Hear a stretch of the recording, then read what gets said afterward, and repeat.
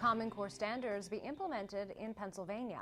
I'm Jill Horner. This is Comcast Newsmakers. With me is Pennsylvania State Representative Gordon Denlinger. Thanks for being with us. Thank you. First of all, let's talk a little bit about what Common Core means. And this was coming from the federal government. It's recently been put on hold in terms of implementation here at the state level. Why so?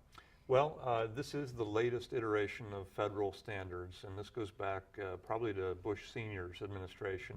Goals 2000, No Child Left Behind. Now we have Common Core.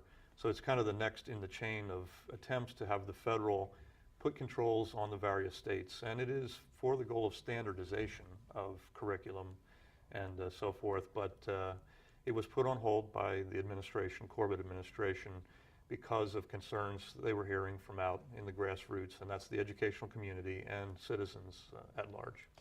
And as you mentioned, the overall goal of this, or the design of it, is so that students across the country and across state lines are working to the same standards.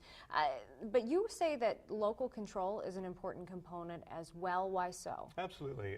We have a long history of local control over education in the United States. And there really was no federal Department of Education until the late 70s, I believe. So this is a newer idea that the federal would have this level of control. And what we're seeing, tragically, is I think a dumbing down of these standards and really a removing of the richness of education within our public school system.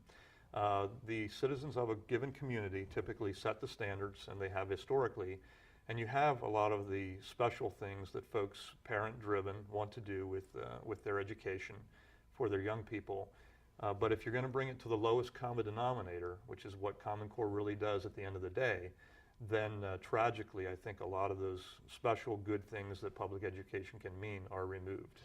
But when we talk about Common Core and the ideas behind it, part of the intention was to allow students across the country to compete in a global economy and to introduce critical thinking skills as well. So could local control, whether at a state level or even at a district level, potentially put students at a disadvantage because they are not meeting the same standards or working toward the same standards as neighboring states? My argument would be that the practical implication of it is actually in reverse.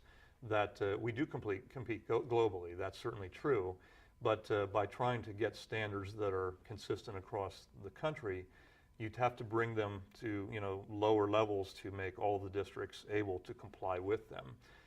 Annual yearly progress is what we called it under NCLB. Districts teach to the test. The test is made simple so that all districts are equalized in the process. And we know that districts have different strengths. Some across the state are stronger districts. In some of our urban areas, they're very challenged. But to get them all to the same level, I think is problematic.